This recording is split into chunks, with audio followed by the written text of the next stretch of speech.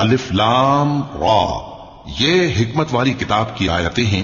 کیا لوگوں کو تعجب ہوا کہ ہم نے انہی میں سے ایک شخص کو حکم بھیجا کہ لوگوں کو ڈر سنا دو اور ایمان لانے والوں کو خوشخبری دے دو کہ ان کے پروردگار کے ہاں ان کا سچا درجہ ہے۔ ایسے شخص کی نسبت کافر کہتے ہیں کہ یہ تو کھلا جادوگر ہے۔ تمہارا پروردگار تو اللہ ہی ہے جس نے آسمان اور زمین 6 دن میں بنائے، پھر عرش پر جلوہ افروز ہوا۔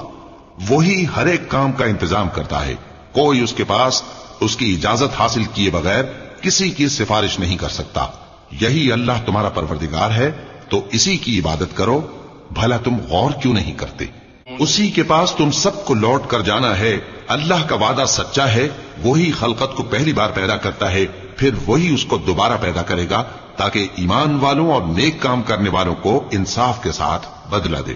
اور جو کافر ہیں ان کے لیے پینے کو نہایت کھولتا پانی اور درد دینے والا عذاب ہوگا، کیونکہ وہ کفر کرتے تھے۔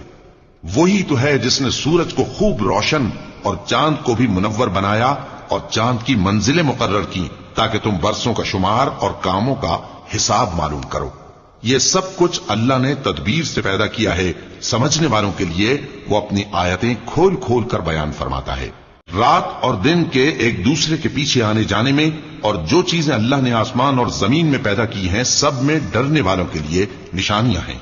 جن لوگوں کو ہم سے ملنے کی توقع نہیں اور دنیا کی زندگی سے خوش اور اسی پر مطمئن ہو بیٹھے اور ہماری نشانیوں سے غافل ہو رہی ہیں، ان کا ٹھکانہ ان اعمال کے سبب جو وہ کرتے ہیں دوزخ ہے۔ اور جو لوگ ایمان لائے اور نیک کام کرتے رہے ان کو ان کا پروردگار ان کے ایمان کی وجہ سے جنتوں میں پہنچا دے گا۔ ان کے نیچے نعمت کے باغوں میں نہریں بہہ رہی ہوں گی۔